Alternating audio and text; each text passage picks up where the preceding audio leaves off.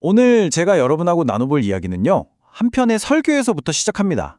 근데 이 설교가 좀 특별해요. 아주 긴박했던 현대 군사작전을 배경으로 해서 우리 모두가 겪는 영적인 여정을 완전히 새로운 시각으로 보게 만들거든요.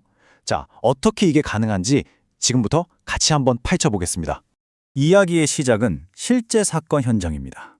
바로 중동에서 벌어졌던 사막의 빛이라는 작전인데요. 밤하늘에 미사일이 날아다니는 소리를 들으면서 사람들이 20시간 동안 버스를 타고 필사적으로 전쟁터를 빠져나오는 그야말로 숨막히는 탈출극이 벌어진 거죠. 바로 이 생생한 장면이 이야기의 출발점입니다. 그리고 이 숫자가 바로 그 작전으로 목숨을 구한 사람들의 수입니다. 211명. 이건 그냥 단순한 통계가 아니죠. 그 안에는 211개의 절박했던 삶의 이야기, 그리고 211번의 안도의 한숨이 담겨 있는 겁니다. 이 작전이 얼마나 무거웠는지를 보여주는 숫자예요.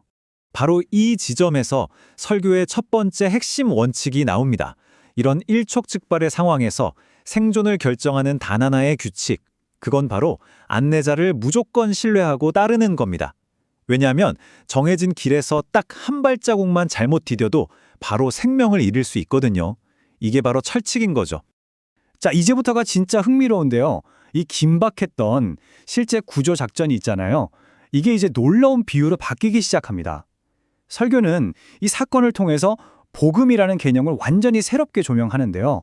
바로 현대판 출애굽이라는 거대한 그림이 그려지기 시작하는 겁니다.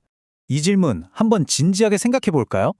만약에 우리가 흔히 들어왔던 그 복음이라는 게 그냥 좋은 소식 정도가 아니라 어둠이라는 적진에 고립된 우리를 구출하기 위한 신의 필사적인 구조 작전이라면 어떨까요? 이걸 생각하는 순간 관점이 완전히 바뀌게 됩니다. 이 표를 보시면요, 그 비유가 진짜 한눈에 싹 들어와요. 사막의 빛 작전에서 갇혔던 민간인들은 바로 어둠 속에 있는 우리 자신, 구조 안내자는 예수, 그 목숨을 건 위험한 여정은 바로 우리의 신앙생활, 그리고 마침내 도착할 안전한 고국은 약속된 하나님 나라. 어떠세요? 갑자기 추상적이었던 이야기가 아주 현실적인 생존의 문제로 확 와닿지 않으세요? 그리고 이 비유를 뒷받침하는 성경 구절이 딱 등장하는데요. 그가 우리를 흑암의 권세에서 건져내셨다. 이 말은 이미 구조는 시작됐다는 겁니다. 우리는 구출버스에 올라탄 건 맞아요. 하지만 아직 안전지대인 목적지까지 도착한 건 아닌 거죠. 그러니까 딱 지금 이 여정의 한가운데를 지나고 있는 셈입니다. 그렇다면 이 위험한 여정을 통과해야 하는 우리에게 가장 필요한 건 뭘까요? 그냥 아는 지식이나 이론이 아니에요. 설교는 이제 생존과 직결되는 행동의 규칙으로 넘어갑니다. 여기서 옛날 이스라엘 백성들 이야기가 소환됩니다. 하나님이 약속한 땅으로 가는 길, 근데 그 길이 무슨 꽃길이었던 게 아니에요. 오히려 적진의 한가운데를 정면으로 뚫고 지나가야 하는 가장 위험한 경로였죠. 우리의 여정도 이와 같다는 겁니다. 바로 이 지점에서 설교가 정말 날카로운 질문 하나를 툭 던집니다. 우리는 과연 이 여정에 참여한 구조된 사람인가? 아니면 안전한 강의실에 앉아서 구조작전을 분석만 하고 있는 학생인가? 머리로만 아는 신앙, 행동하지 않는 믿음이 얼마나 위험한지를 경고하는 거죠. 그리고 그에 대한 아주 강력한 예시로 졸업식 얘기를 하나 꺼내는데요.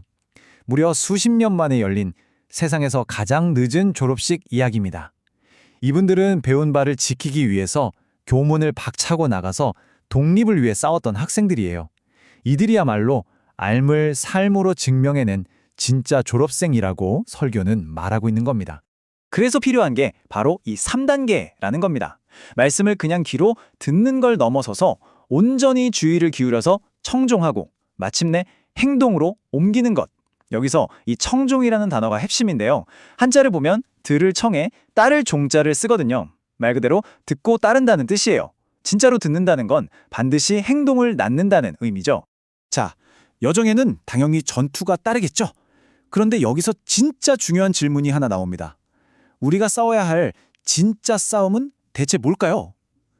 설교는요, 우리가 흔히 생각하는 그 싸움의 개념을 완전히 뒤집어 버립니다.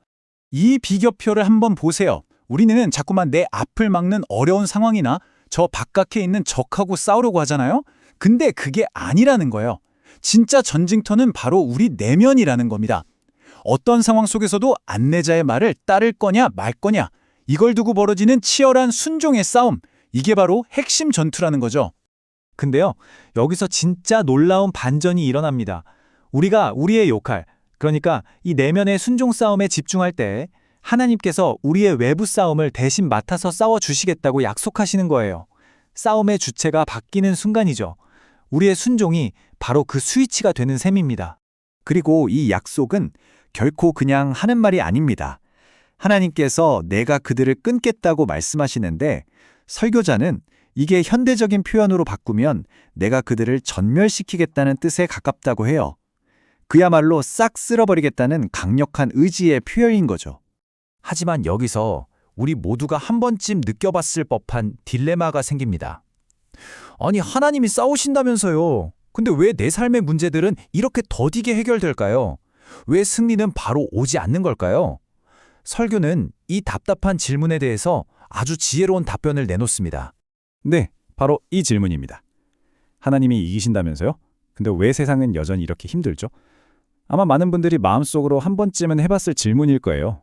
그런데 이 질문에 대한 설교의 대답은 우리의 예상을 완전히 뛰어넘습니다.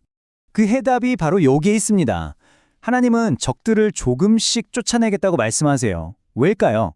만약에 적들을 한 번에 다 쓸어버리면 그 텅 빈 땅이 황무지가 되고 사나운 들짐승이 들끓어서 오히려 이스라엘 백성에게 더 큰 위협이 되기 때문이라는 겁니다. 그러니까 점진적인 승리가 오히려 그들을 보호하는 최선의 방법이었던 거죠. 이것이야말로 이 설교가 주는 가장 빛나는 통찰이라고 할 수 있습니다. 우리가 그토록 답답하게 느꼈던 승리의 지연은요, 하나님의 무능력이나 무관심의 증거가 아니었던 겁니다. 오히려 우리가 그 승리를 온전히 감당할 수 있을 만큼 성장할 때까지 우리를 지키시는 하나님의 세심한 배려이자 지혜였던 거죠. 정말 관점의 대전환입니다. 자, 그럼 이제 이 모든 이야기의 종착역에 거의 다 왔습니다. 이 모든 것을 알게 된 우리는 이제 무엇을 해야 할까요? 설교는 마지막으로 우리에게 아주 명확한 행동 지침을 제시합니다. 자, 보세요. 승리는 보장됐어요. 진짜 큰 싸움은 하나님이 하신대요. 그러면 도대체 이 여정에서 우리의 역할은 뭘까요? 이 마지막 질문에 대한 대답이 바로 우리가 붙잡아야 할 핵심입니다. 우리의 역할은요, 생각보다 거창하지 않습니다. 전쟁 전체를 끝내는 게 아니라 그냥 오늘 내 앞에 놓인 다음 한 걸음을 내디딜 용기를 구하는 겁니다. 그리고 이 길 위에서 지쳐 쓰러지지 않도록 인내를 구하고 마지막으로 이 모든 것을 이끄시는 안내자를 향한 믿음을 구하는 것. 이것이 우리가 할 일의 전부라는 거죠. 그리고 이 모든 여정의 끝에서 예수의 이 약속이 우리를 굳건하게 붙잡아 줍니다. 세상에서는 너희가 환난을 당하나 담대하라, 내가 세상을 이기었노라. 그렇습니다. 여정이 힘들고 어려울 수는 있지만 우리의 안내자가 이미 승리했기 때문에 우리는 담대할 수 있습니다. 이것이 바로 이 설교가 우리에게 전하는 궁극적인 희망의 메시지입니다.